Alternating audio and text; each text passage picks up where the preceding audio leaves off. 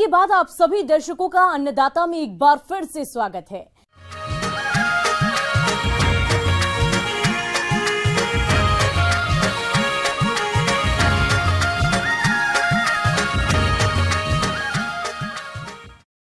अलसी की खेती बेहद से किसान भाई करते हैं। अभी इसकी फसल में कई प्रकार के हानिकारक कीटों का प्रकोप देखा जा रहा है, जो कि फसल को भारी नुकसान पहुंचाता है। इसीलिए कीटों की पहचान कर इनकी रोकथाम किस प्रकार से करें, इस बारे में बता रहे हैं बिरसा कृषि विश्वविद्यालय जिला रांची के कीट वैज्ञानिक डॉक्टर रविंद्र प्रसाद।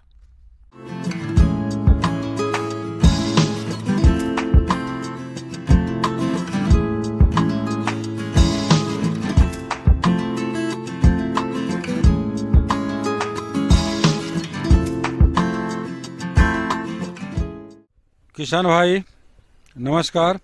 अलसी जो तिलहनी फसल है, चूंकि रबी मौसम का ये फसल है, और इस फसल में जो लगने वाले कीड़े हैं, बुआई से लेकर के जब तक पौधा हरा होता है उस समय तक कई तरह के कीटों का आक्रमण होता है।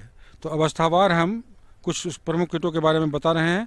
वो है दीमक पहला, जो कि बुआई के समय अंकुरते हुए बीजों को या नवजात पौधों को काट करके नष्ट कर देते हैं, और उससे पौधा का जो घनत्व होता है प्रति इकाई क्षेत्रफल में काफ़ी कम जाती है और उपज का नुकसान होता है। फिर जब पौधा थोड़ा बढ़ जाता है तो बढ़ने के बाद तो उसमें पुष्पन होने लगता है, तो पुष्प कलियों में एक तरह का एक बहुत सूक्ष्म कीड़ा लगता है, जो कि मक्खी जातीय कीड़ा है।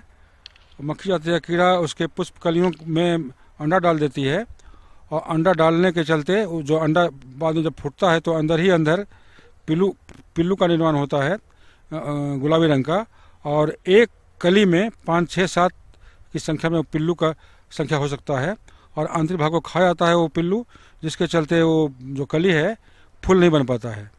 अब फूल नहीं बनता तो उसमें दाने भी नहीं पड़ेंगे। इस कीट की लटे या सुंडी भी बहुभक्षी होती है, जो कि पौधों के फूलों को खाती है और बाद में फलियां बनने के बाद फलियों में गोलाकार छेद कर अंदर घुस जाती है और उसके शरीर का आधा भाग बाहर रहता है। इस तरह यह कीट फलियों में बन रहे दानों को खाकर नुकसान पहुंचाती है। इसके रोकथाम के लिए फूल आने के तुरंत बाद कार्टप हाइड्रोक्लोराइड 2 ग्राम प्रति लीटर पानी में घोलकर छिड़काव करें। फिर जब और पौधा और आगे बढ़ता है तो लाही का प्रकोप भी इसमें होता है।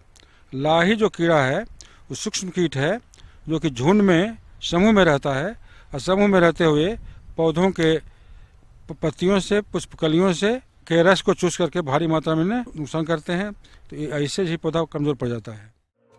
रस चूसक कीट जैसे मोइला, हरातेला, सफेद मक्खी आदि सभी रस चूसक कीटों के निम्फ तथा व्यसक दोनों ही पौधों के कोमल भागों, फूल पत्तियों से रस चूसते हैं, जिससे पौधों की बढ़वार रुक जाती है, पत्तियां मुरझा जाती है तथा पीली पड़ जाती है। अधिक आक्रमण होने पर तो पत्तियां गिर भी जाती है। रस चूसने वाले कीट जैसे माहू और थ्रिप्स का प्रकोप दिखे, इमिडाक्लोप्रिड 1 मिलीलीटर दवा को 3 लीटर पानी में मिलाकर स्प्रे करें। फसल में एकीकृत कीट नियंत्रण के लिए सबसे पहले साफ, उपयुक्त एवं प्रतिरोधी किस्मों की बोनी करें और बोने से पहले बीजों को कीटनाशक दवा से उपचारित करें। गर्मियों में खेत की गहरी जुताई करके मिट्टी में मौजूदा कीड़ों, बीमारियों और खरपतवारों को नष्ट कर सकते हैं। खाद तथा अन्य तत्वों की मात्रा का प्रयोग मिट्टी परीक्षण के आधार पर करें। खेतों से फसल अवशेषों का हटाना तथा मेढ़ों को साफ रखना चाहिए। मिट्टी का उपचार भी कर सकते हैं अगर ज्यादा दीमक का प्रकोप हुआ करता है।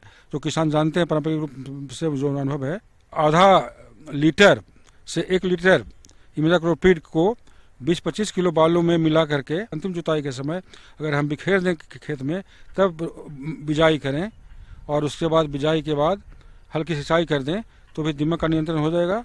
और उसके अलावा जो आपका अभी भुआ पिल्लू को मारने के लिए अगर कुछ करना है तो उसके लिए फ्लुबेंडियामाइड नाम का तरल कीटनाशी है, जिसका 1 ml प्रति 3 लीटर पानी में घोल बना करके उसका छिड़काव करें। यांत्रिक नियंत्रण की बात करें तो कीड़ों के अंड समूहों, सुंडियों, प्यूपो तथा व्यस्कों को इकट्ठा करके नष्ट कर दें। कीटग्रस्त पौधों या उनके भागों को उखाड़ कर जला दें। खेत में जगह जगह पर बांस खूंटियां लगाएं, जिससे पक्षी कीड़ों को खाकर नष्ट कर सके। प्रकाश प्रपंच की सहायता से रात को कीड़ों को आकर्षित कर नष्ट करें। कीड़ों को निगरानी व उनके आकर्षित करने के लिए फेरोमोन ट्रैप का प्रयोग खेत में करें। कीट प्रकोप की प्रारंभिक अवस्था में कीटों की रोकथाम के लिए नीम से बने कीटनाशी दवाओं का छिड़काव करना चाहिए। अगर कीटों की संख्या अधिक हो और जैवनाशी से नियंत्रण नहीं हो पा रहा हो, तब रासायनिक कीटनाशी दवाओं का प्रयोग अवश्य करना चाहिए।